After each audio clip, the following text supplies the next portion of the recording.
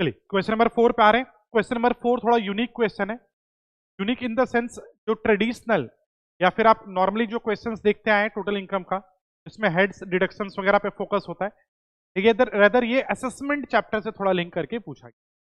Same question है but हाँ थोड़ा डिफरेंट है। क्या बोल रहा है question number 4, mister Mukesh born on. अब डेट ऑफ बर्थ दे देता है तो ये आपको बर्थडे विश करने के लिए नहीं दिया है, डेट ऑफ बर्थ आपको देता है ये चेक करने के लिए कि आपके ईयर में कहीं ये सीनियर तो नहीं। और ये क्वेश्चन ओल्ड रिजिम का है, हम यहां लिख रहे हैं ओल्ड रिजिम का क्वेश्चन का जो फॉर्मेशन था ये ओल्ड रिजिम के लिए पूछा गया है। अब ये आदमी बॉर्न हुआ 1/4/1965 को। क्वेश्चन उठता है आपके प्रीवियस ईयर 24-25 में ये सीनियर सिटीजन है या नहीं। अब ऐसे देखा जाए तो इसका 60 इयर्स, अगर हम इसमें 60 ऐड कर लें तो 60 कब कंप्लीट हो रहा है, 1/4/2025 को हो रहा है, दैट इज 25-26 में हो रहा है। बट हम लोग ऐसे कैलकुलेशन नहीं करते थे, आपको याद है ना, ईयर हमेशा एक दिन पहले कंप्लीट होता है। कैलेंडर ईयर आपका 1 जनवरी से 1 जनवरी नहीं होता है, 1 जनवरी से 31 दिसंबर होता है। फाइनेंशियल ईयर आपका 1 अप्रैल से 1 अप्रैल नहीं होता है, 1 अप्रैल से 31 मार्च होता है। तो इस आदमी का 60th बर्थडे 1 अप्रैल 2025 को ना मानकर आप मानेंगे एक दिन पहले, और जब इस दिन मानेंगे मतलब आपके प्रीवियस ईयर में है, और आपके प्रीवियस ईयर में ये आदमी क्या बन गया, सीनियर। याद आ रहा है ना, सबसे पहला चैप्टर बेसिक्स वाले चैप्टर में ये बात अपने पढ़े थे और इसमें बहुत सारा क्वेश्चंस किए।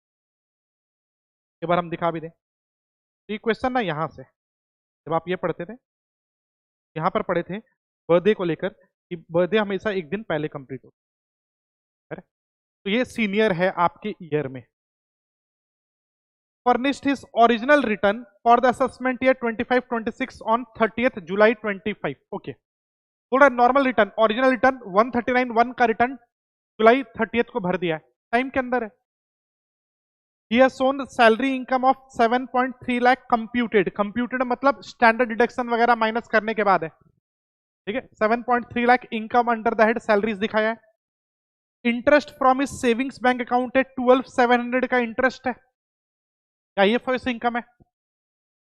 एंड फ्रॉम एफडी इज 43,000, ठीक है, सेविंग्स का इंटरेस्ट भी है और एफडी का इंटरेस्ट भी है, और आईएफओएस इनकम है बट सीनियर सिटीजन है, ओल्ड रिजीम का क्वेश्चन है, टीटीबी मिलेगा, ठीक है। चलो, ही हैज क्या बोल रहा है language, he has he has claimed deduction under 80C of 1.5 lakh, 80C का डिडक्शन भी ले लिया है, ओल्ड रिजीम है, अलाउड है।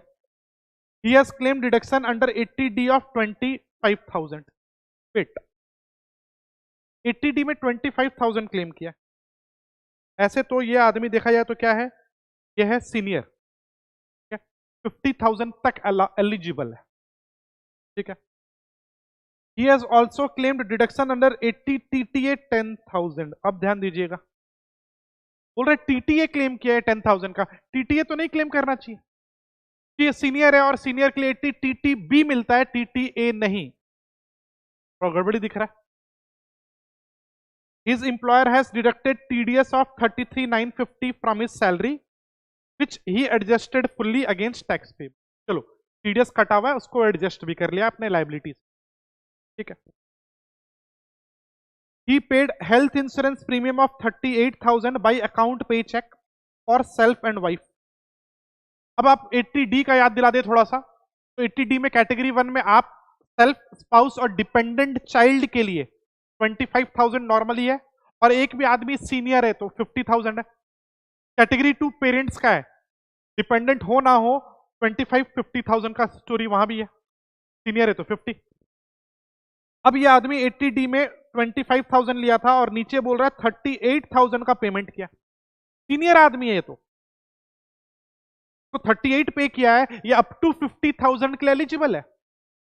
38 तो पूरा क्लेम करना चाहिए बट 25 क्लेम किया। और आगे बढ़ते हैं, he paid 1,500 in cash for his health checkup and 4,000 by check for preventive health checkup of his parents, ठीक है। अपना category 1 self, spouse, child, dependent child, और कैटेगरी 2 पेरेंट्स, का प्रिवेंटिव हेल्थ चेकअप का पेमेंट किया। और आप जानते हो प्रिवेंटिव हेल्थ चेकअप आप कैश में भी दे सकते हैं, ठीक है। और अपना और अपने पेरेंट्स का मिलाकर 5,000 तक क्लेम कर सकते हैं, मिलाकर, ईच नहीं। ये 500 में से 5,000 का क्लेम कर सकता था, मतलब ये आदमी 38,000 के लिए एलिजिबल है और यहां 5,000, 43,000 के लिए अभी तक एलिजिबल 80D में। लिया है 25 सर। चलिए, he also paid medical insurance premium of 33,000 during the year to ensure the health of his mother aged 80 years। इसका भी मिलेगा कैटेगरी 2 में पेरेंट्स का, और 50,000 तक का कैटेगरी 2 में भी मिल सकता है। Staying with his younger brother, इससे कोई फर्क नहीं पड़ता है, पेरेंट्स क्योंकि आप पे डिपेंडेंट हो ना हो 80D मिलता है, आराम से 80D मिलेगा।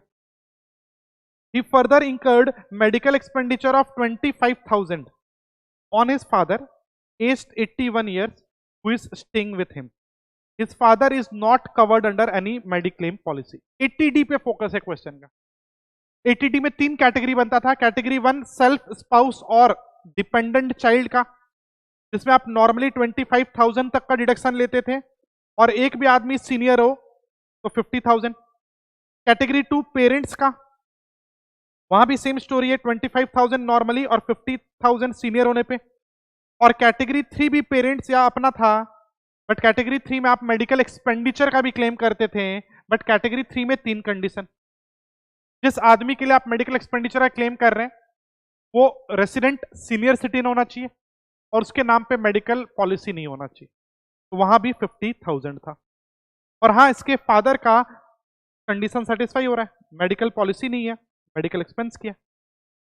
तो कैटेगरी 1 में अपना 25,50,000 है, कैटेगरी 2 का भी 25,50 है और कैटेगरी 3 का भी 50 है। बट वेट, प्रिवेंटिव का जब बात होगा तो प्रिवेंटिव मिलाकर 5,000 है, और अगर आपके एक पेरेंट यहां फॉल करते हैं, एक पेरेंट यहां, एक कैटेगरी 2 में और एक कैटेगरी 3 में, तो भी मिलाकर 50,000 से ऊपर 80D पे है देयर फोकस। बट ये आदमी तो गलती किया है, ये 25 ही क्लेम किया, ठीक है, सॉरी 25 क्लेम किया। अब इतना सारा गलती दिख रहा है, एक तो 80D में गलती किया है आदमी, फिर TTA लिया है, TTB लेना चाहिए था। अब क्या बोल रहा है, ही सीक्स योर एडवाइस, आपसे एडवाइस मांगने आया है। क्या एडवाइस मांग रहा है आपसे? About the possibility of revising his return, पूछ रहा है रिवाइज कर सकते हैं क्या, and if possible file his revise return, और बोला रिवाइज कर सकते तो प्लीज कर दो आप। Analyse the above narrated facts as per applicable provisions of income tax act, आपको एनालाइज करना है। Does he need to revise his return and for what reason, theory का क्वेश्चन है, रिटर्न रिवाइज करना है क्या और किस लिए करना है। Please advise him suitably and if needed recompute his income and tax payable or refundable due for the assessment। Theory का भी क्वेश्चन है और आपको बोल रहा है टैक्स लायबिलिटी भी निकालो, रिफंडेबल और पेबल जो भी है। अब एक तो रिटर्न भर दिया है, तो पहले हम लोग को देखना पड़ेगा ये क्या भरा है और फिर क्या होना चाहिए। अगर ज्यादा पे किया है तो रिफंड मिलेगा, और क्या कम पे किया है तो टैक्स पे करेंगे। चलिए, ये ट्रेडिशनल टोटलिंग का क्वेश्चन नहीं है, थोड़ा डिफरेंट है। Question number 4,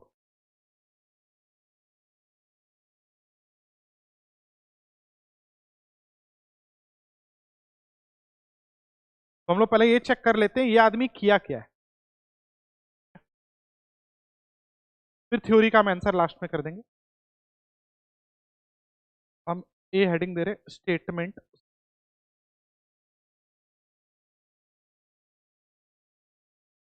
total income and tax liability, and tax liability as per original return जो ये आदमी फाइल किया है। फिर क्या होना चाहिए वो देख लेंगे हम।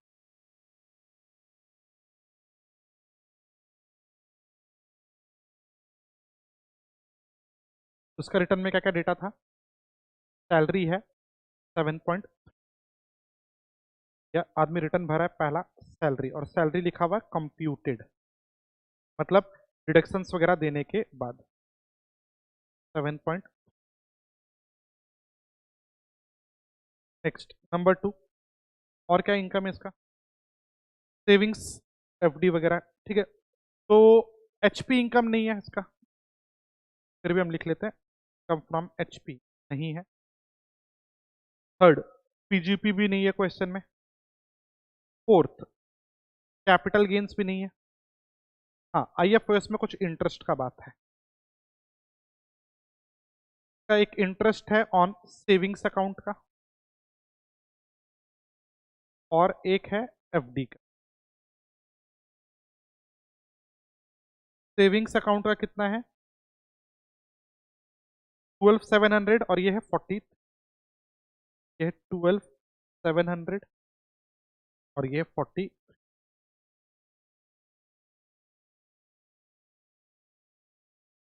5।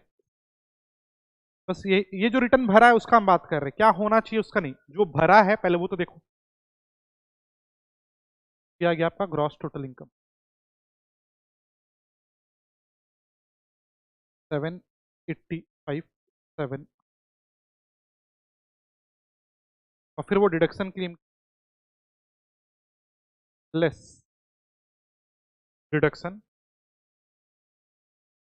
अंडर चैप्टर 6, और डिडक्शन वो 80 टीटीए का लिया था, और 80 डी का, 80 डी का 25,000 था, और टीटीए का 10,000, 25,000 और टीटी का 10,000। तो ये उसके हिसाब से टोटल इनकम आया होगा, टोटल, और तो कुछ नहीं था ना, सॉरी 80 सी भी है 1.5 लाख, सॉरी सॉरी,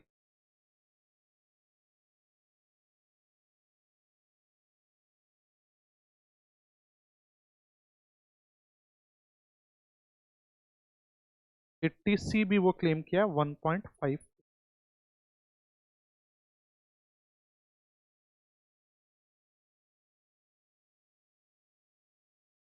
785, 700,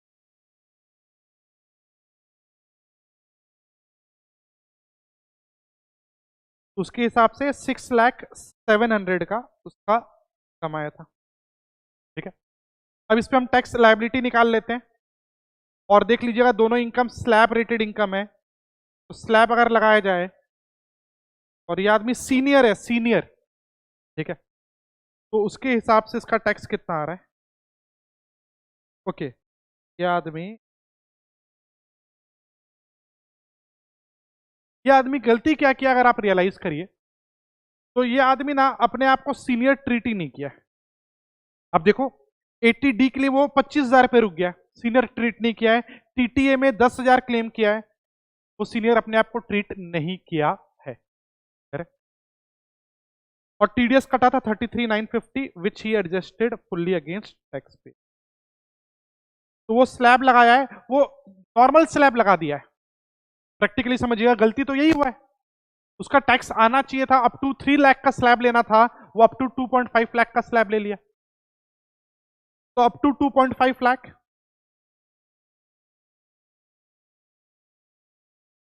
फिर 2.5 से 5 लाख तक 5% लगाया है वो, और आ रहा है 12,500, और 5 लाख से 6,07,000 पे 20%,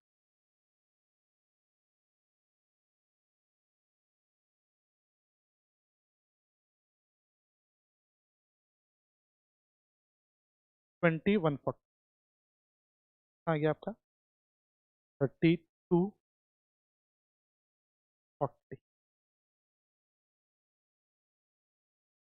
अब 6 लाख का इनकम है तो रिबेट तो नहीं मिलेगा ओल्ड रिजीम में, 5 लाख से ऊपर है, सर चार्ज ऐड होगा।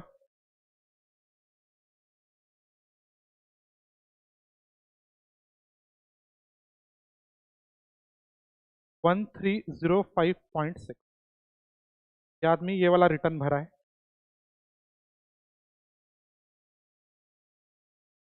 3394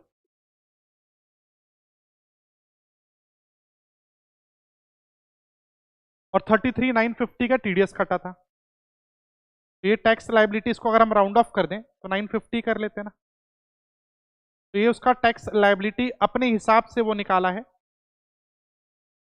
rounded off under section 288A, और इसमें से इसका टीडीएस कटा हुआ था सेम अमाउंट का। तो ये आदमी रियल में टैक्स कुछ पे नहीं किया।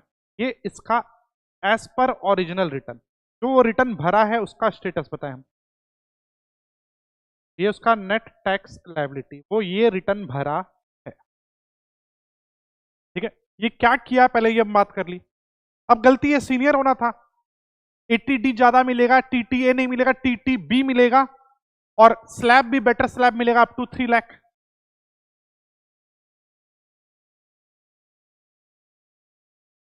हम लिख रहे हैं सिंस, क्या नाम है इसका, sir Mukesh was born on 1/4/1965, his 60th year, he has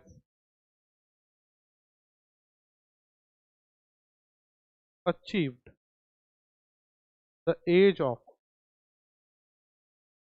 60 years on 31st March 20, that is previous year 24/25.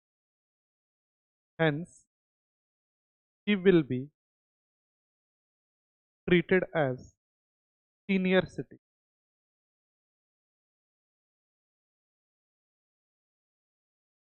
for previous year 24/20. Clear है? As original return was filed, as original return was filed without giving the benefit of a senior citizen, hence this error can be rectified by filing revised return under section 139(5). But 139(5) में आप इसको reminder भी दीजिएगा कि deadline क्या है। On और before earlier of क्या 31st December 2025, that is 3 wise बात कर ले तो 3 month prior to end of assessment year, और द डेट ऑफ असेसमेंट भाई थ्योरी क्वेश्चन भी लिख दिया हम लोग पहले। ये रिवाइज कर सकता है, कब तक रिवाइज कर सकता है ये रहा, और रिवाइज रिटर्न के लिए कोई इंटरेस्ट पेनल्टी नहीं लगता है या लेट फी नहीं लगता है। लेट रिटर्न में लेट फी इंटरेस्ट लगता है।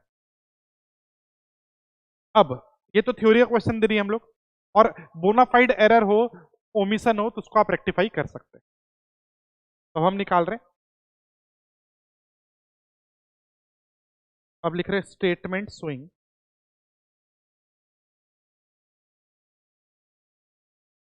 Total income and tax liability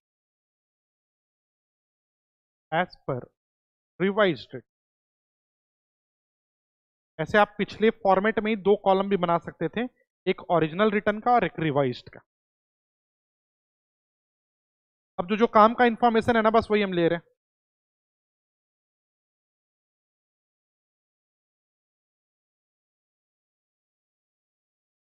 तो पहला सैलरी था 7,30,000, और कोई इनकम नहीं था, आईएफओएस था। आईएफओएस कितना था 55,700। ठीक है, बाकी हेड है नहीं तो हम नहीं लिखे यहाँ के। तो ये क्या आ गया आपका ग्रॉस टोटल इनकम 785,700। अब हम लेस करेंगे डिडक्शन, और डिडक्शंस अंडर चैप्टर 6। अब ध्यान दीजिएगा, पहला तो एक 80D दिख रहा है मेरे को। 80D में 3 कैटेगरी था। पहला category 1 self spouse and dependent child का, self spouse and dependent child. अब कैटेगरी 1 में ये आदमी कहां दिया है डोनेशन, वेट करो, डोनेशन बोल रहे सॉरी, प्रीमियम 38,000 दिया था सेल्फ स्पाउस का। सीनियर है 38 पूरा अलाउ करेंगे आप, ठीक है, 50,000 तक अलाउ होगा। नेक्स्ट इसके बाद और क्या है, प्रिवेंटिव हेल्थ चेकअप 1500 है और इधर 4000 है, तो हम ऐसा लिख लेते हैं प्रिवेंटिव हेल्थ चेकअप।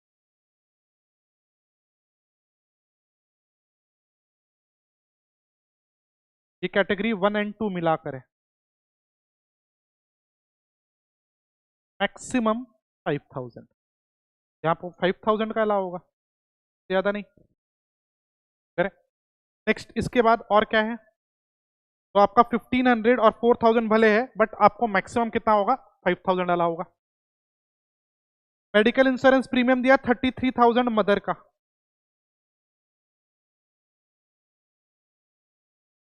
या फिर एक काम करें इसका नोट बना ले, क्या ज्यादा बेटर होगा। आइए इसको हम प्रॉपरली नोट में कर लेते हैं ताकि आपका प्रेजेंटेशन, डेटा बहुत है, बेटर इसको नोट में कर।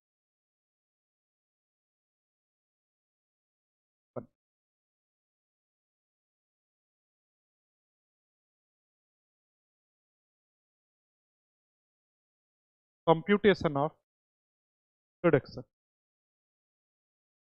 Under section 80। दो अमाउंट कॉलम बना रहे हैं हम, एक इतना वो कंट्रीब्यूट कर रहा है और दूसरा एलिजिबल अमाउंट, एलिजिबल डिडक्शन, और एक है अमाउंट कंट्रीब्यूट। अब यहां पर कैटेगरी वाइज हम बना लेते हैं। पहला कैटेगरी बनता है फॉर सेल्फ स्पाउस और चाइल्ड में डिपेंडेंट चाइल्ड, हाँ 80D में डिपेंडेंट।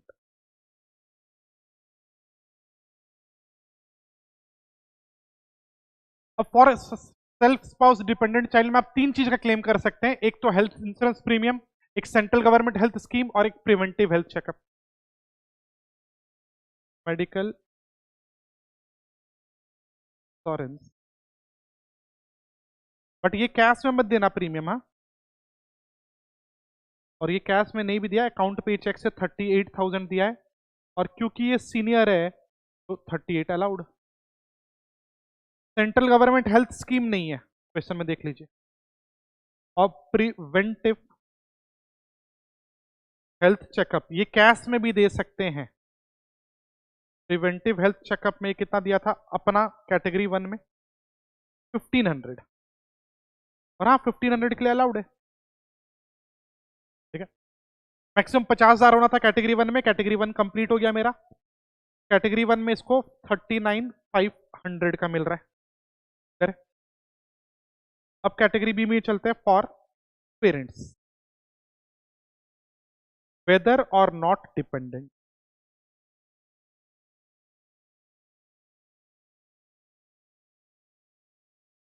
अब पेरेंट्स का 2 चीज का मिलता है आपको यहां पर, एक तो मेडिकल इंश्योरेंस पॉलिसी,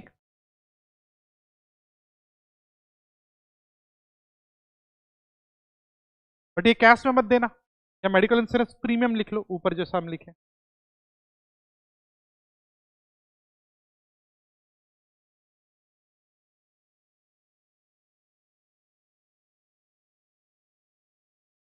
$33,000 पे किया था मदर का, डिपेंडेंट हो ना हो उससे कोई मतलब नहीं है, 33,000 है। 33 हम ले लिए। प्रिवेंटिव हेल्थ चेकअप,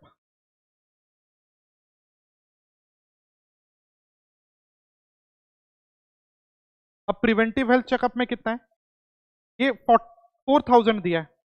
और अब ध्यान दीजिएगा, ऐसे तो यहां 50,000 अलग से आप क्लेम कर सकते हैं, तो आपको मन में आएगा 4000 ले लें, बट ध्यान देना 4000 नहीं ले पाओगे, क्योंकि प्रिवेंटिव हेल्थ चेकअप कैटेगरी 1 और 2 मिलाकर 5000 से ऊपर नहीं होगा। तो अगर आप ऊपर 1500 का ले रखें, यहां पर आपको 3500 का ही मिले, क्योंकि preventive health checkup category 1 and 2 मिलाकर आप देखते हैं।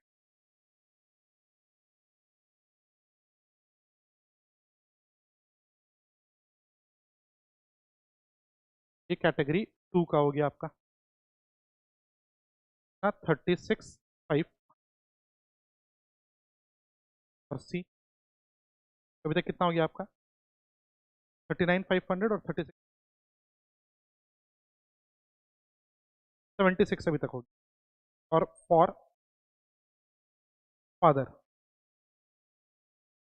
फादर का अलग से हम ले रहे हैं, मेडिकल एक्सपेंस का ले रहे हैं। क्यों मेडिकल एक्सपेंस का ले रहे हैं, क्योंकि फादर के रेस्पेक्ट में अगर अपने बात कर लें तो आप बोलोगे कि फादर का रेसिडेंट है, सीनियर सिटीजन है, उनके नाम पे कोई पॉलिसी नहीं है, तो यहाँ मेडिकल एक्सपेंस का भी अलाउ होगा। अब मेडिकल एक्सपेंस फादर के लिए 25,000 का किया, अब 25,000 पूरा ले ले क्या, क्या ध्यान देने वाला बात है, क्या ध्यान देने वाला बात है, कैटेगरी 2 और 3 मिलाकर 50,000 से ऊपर नहीं होता है। तो अगर कैटेगरी 2 में आप 36,500 का ले रखें, अब मैक्सिमम मिलेगा आपको यहां पे 13,500,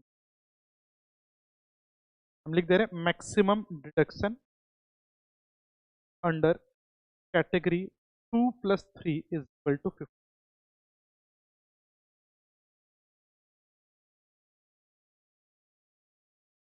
Therefore, टोटल डिडक्शन हम कर लेते हैं, कितना हो गया आपका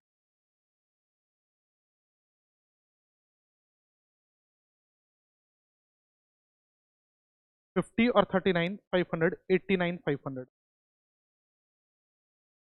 ठीक है, तो इस क्वेश्चन में अगर आप देखो तो 80D का अच्छा ट्रीटमेंट था, 80D आपका पूरा का पूरा टेस्ट कर लिया ये। ठीक है, तो टोटल डिडक्शन कितना हो गया 89,500 का। ठीक है, एक ये ध्यान दे रखिएगा कि प्रिवेंटिव में इंटरनल लिमिट भी है। देखिए कैटेगरी 1 और 2 का मिलाकर 5,000 है, और कैटेगरी 3 और 5 का 2 और 3 का मिलाकर भी 50,000 का लिमिट है। 89,500 पर चलते हैं, 95। वैसे 80C भी तो था क्वेश्चन में, और 80C 1.5 लाख का था, वो तो एज इट इज रह जाएगा। और एक 80TTB मिलेगा, और TTB भी बोलता है कि आपको ऑल इंटरेस्ट, सीनियर सिटीजन के लिए सेविंग्स नहीं, सेविंग्स FD ऑल इंटरेस्ट का आपका 55,700 है, बट मैक्सिमम 50,000 का आपको यहां पर डिडक्शन, ये आ जाएगा आपका टोटल। ठीक है, ये करेक्ट रिटर्न है जो आप रिवाइज में भरेंगे। 785,700 माइनस 9,500 माइनस 1.5 लाख और माइनस 496,200 आ रहा है देखिए। और 496,200 पे अगर आप टैक्स लायबिलिटी निकालें आफ्टर रिबेट अंडर 87A तो नील आ जाएगा। ओल्ड रिजिम में 5 लाख तक का टोटल इनकम पे आप रिबेट देते हैं तो ये नील हो गया।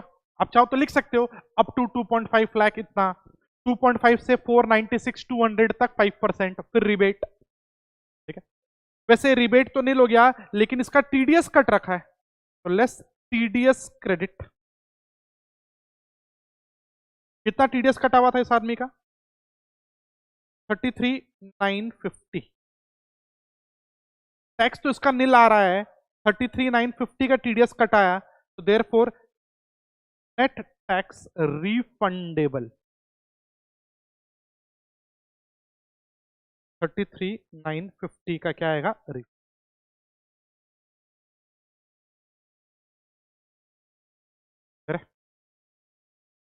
तो उसका टैक्स 0 आ रहा है आफ्टर रिबेट। जो भी टैक्स कटा है ये गलत है, तो आप क्या दे दो, फंड अप्लाई कर। पर ध्यान रखना रिवाइज रिटर्न भरने का टाइम लिमिट होता है अब तक 3 month prior to the end of assessment year, that is 31 December of assessment year बोल लो, और जिस दिन ऑफिसर आपका असेसमेंट कर दे, विच एवर इज